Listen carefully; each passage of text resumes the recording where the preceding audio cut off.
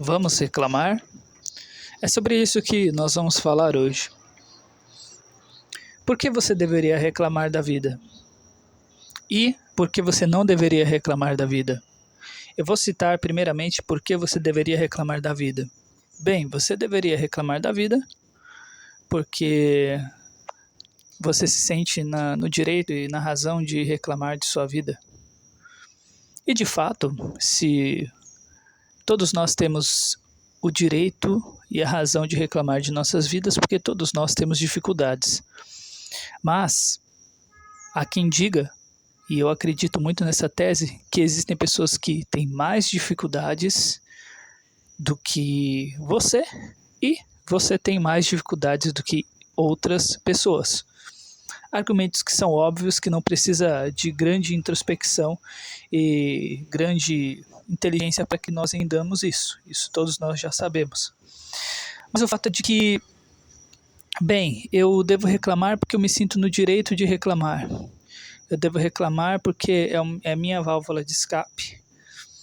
Agora, eu penso no seguinte, por que eu devo reclamar? Eu devo reclamar porque isso vai abrir os olhos das pessoas.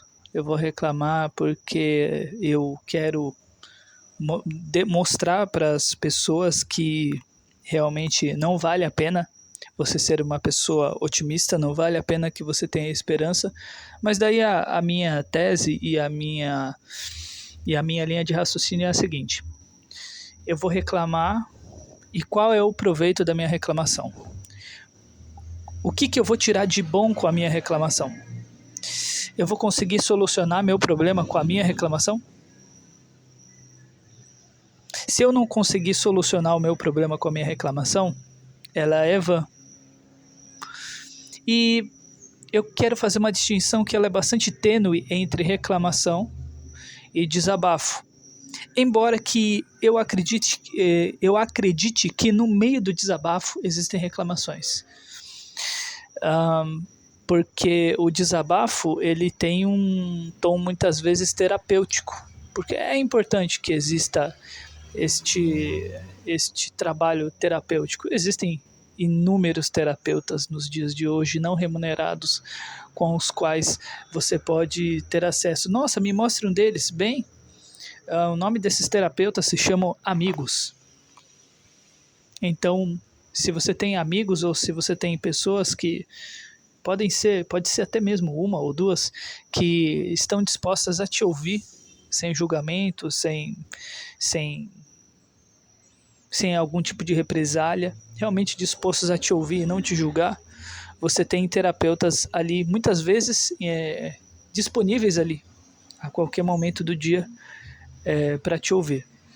Você não precisa pagar. E um dos trabalhos do psicólogo, inclusive, eu sigo um deles, é um trabalho de escuta, né?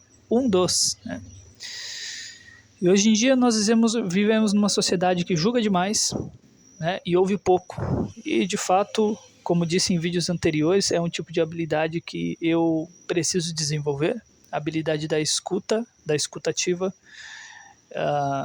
E a escutativa é uma escuta que ela não tem um tom de julgamento. Você realmente ouve a pessoa sem julgá-la.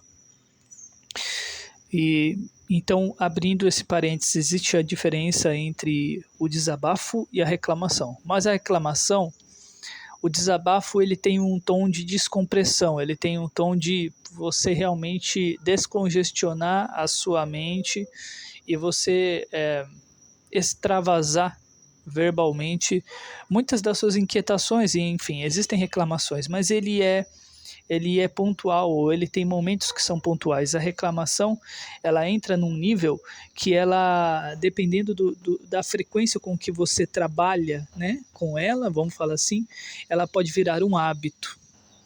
Ela vira um hábito, né, porque à medida que você repete e repete e repete e repete, isso vai se tornando um hábito. né? O seu cérebro ele começa a caminhar dentro de alguns circuitos em que a reclamação fica tão parte do teu cotidiano que ela não consegue se desprender de ti. É como se fosse um hospedeiro, né? Como se fosse vamos falar assim, uma lombriga que está dentro de si, né? A analogia totalmente esdrúxula, mas só para que vocês entendam. Então, o problema de reclamar muito é que se você fizer isso de uma maneira muito excessiva, depois vai ser muito difícil você sair desse processo. E aí você pode, talvez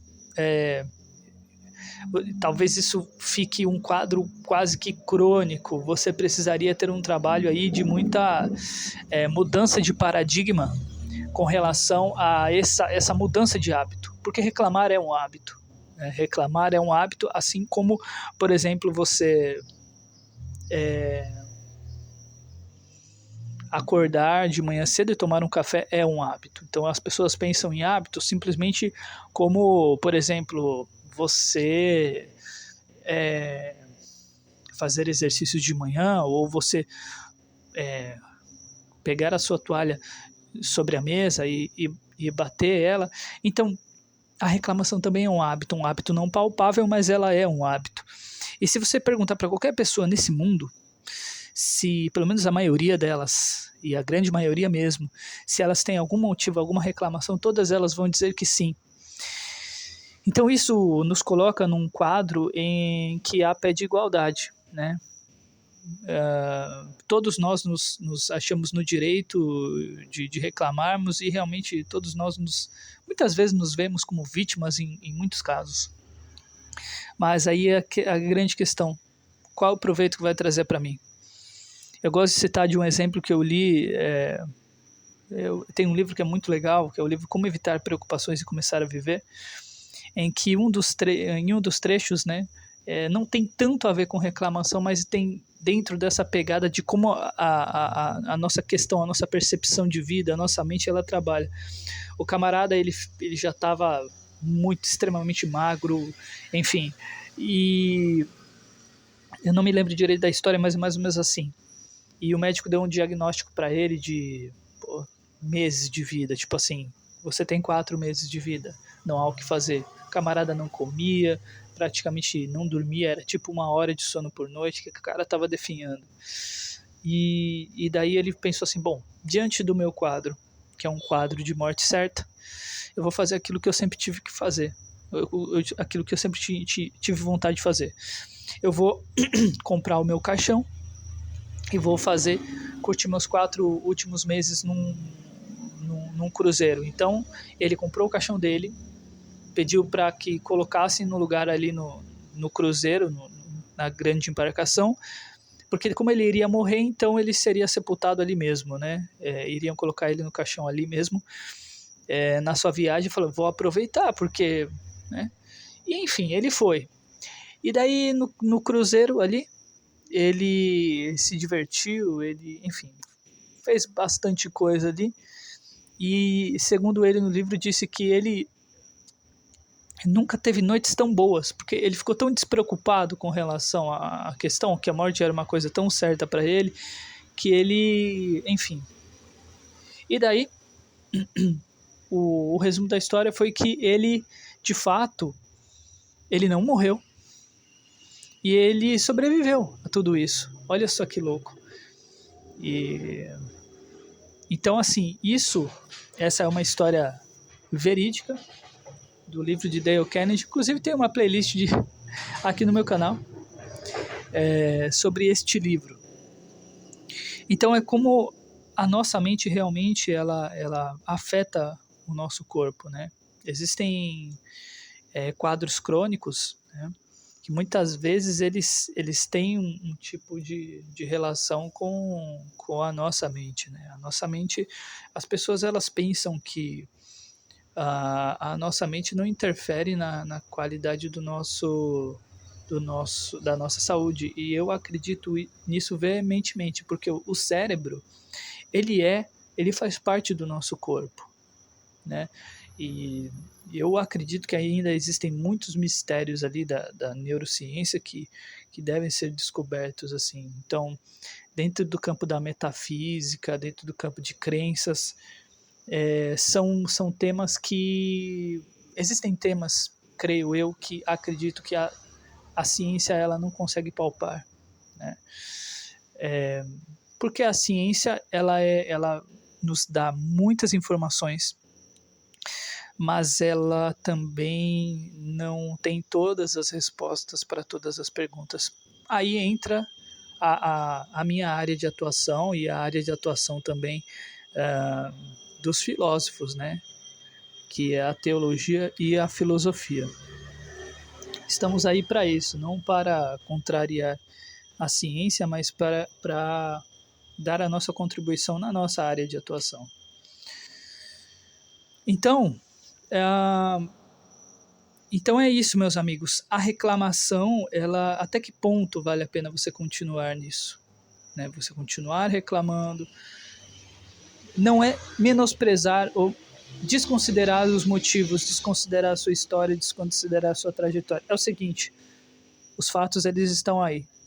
Os acontecimentos já aconteceram. Né? Existem alguns princípios de vida que eu gosto muito, né? Por exemplo, existe um princípio: basta cada dia o seu mal, viva cada dia, viva um dia de cada vez, né?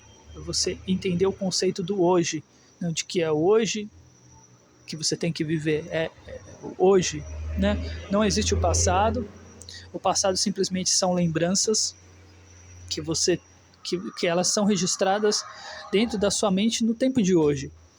E o futuro é uma expectativa que você tem hoje a respeito de um acontecimento que ainda não aconteceu, entende? Então, é muito importante que a gente entenda esse princípio tempo que rege, princípio com relação à dinâmica do tempo, né? Viva cada dia o seu mal, basta cada dia o seu mal. E também águas passadas não movem moinhos, enfim, todos esses tipos de ensino, né? Que na verdade são coisas muito simples, mas o problema é você aplicar tudo isso, né? Um outro que eu gosto muito, que inclusive eu tirei desse livro de Dale Carnegie, Viva em ambientes hermeticamente fechados. Ambientes herméticos é tipo assim, e vamos imaginar um grande container e você tem um container do lado do outro. E aí vamos supor que você está dentro de um container, né? E aí a partir do momento que você passa de um container para o outro, porque você tem uma porta, né, entre os dois, e por meio dessa porta você passa de uma área para outra, você, a partir do momento que você sai de um e entra no outro, automaticamente a porta do anterior ela se fecha, então não há como você voltar atrás. Então é nesse sentido de viva em ambientes hermeticamente fechados. Então, até que ponto vale a pena continuar reclamando? Até que ponto vale a pena e que proveito que isso vai trazer para a sua vida? Que proveito que isso vai trazer para a minha vida? Não é não é... Interprete como você quiser interpretar esse tipo de papo, esse tipo de situação. A questão é proveitoso? Entende? É proveitoso? Se você pega a história de David Goggins, o que o cara sofreu, o ambiente que o cara estava passando. É muito fácil. Tem muita gente que fala sobre desenvolvimento pessoal, fica falando mal de desenvolvimento pessoal, só que tipo não vai ler nenhum livro a respeito do assunto. Entendeu? O cara, ele estava cuidando de lugar, tipo, o David Goggins, antes dele ser o cara que não todo mundo fala, ele era um cara com sobrepeso, com uma situação de extremo abuso na casa dele, cara. Abuso mesmo, porque ele apanhava do pai dele, o pai dele batia na mãe dele. Pô, um contexto muito, muito, muito difícil. Inclusive o começo do livro é muito difícil de ler, né? Por causa que ele fala de todas as coisas que ele fala. E, inclusive eu não gosto muito da linguagem que ele usa, porque eu particularmente não gosto muito de palavrão, então, mas ele usa muito palavrão, mas não é por causa do palavrão que eu vou deixar de ler o livro. E daí o que acontece? Ele estava numa situação ali que ele estava ali com toda aquela roupa de detecção, e aí ele foi fazer a limpeza numa casa lá, de tocar veneno, ali mais ou menos debaixo de uma pia, e aí quando ele fez isso, saiu um monte de barata e subiu em cima dele, mas um monte, tipo um mar de barata assim. Aí ele pensou, cara, o que eu tô fazendo aqui, meu? O que tá acontecendo comigo? Olha só o tipo de vida que eu tô, olha aqui, M de vida. E aí ele e foi um trecho muito marcante que eu li do livro, né? E assim, eu tenho umas questões que eu não concordo muito com ele, né? Porque ele é um cara radical, então, tipo assim, se você se identifica como uma pessoa radical, como uma pessoa contra o sistema ou algo do tipo, cara, eu recomendo que você leia esse livro do David Goggins, tá? Porque não é um livro convencional de autoajuda ou de desenvolvimento pessoal, né? Que todo mundo diz que fala, pô, que não sei o que, mas, pô, nunca leu nada a respeito. Aí é fácil, né? Aí é muito fácil. Eu, particularmente, vejo muitos resultados na minha vida a partir dessa leitura, a partir dessa busca do conhecimento. Então é muito fácil falar, né? Mas eu entendo também esse lado. E é isso aí. Eu só vou jogar o lixo aqui. Pera aí, eu já continuo.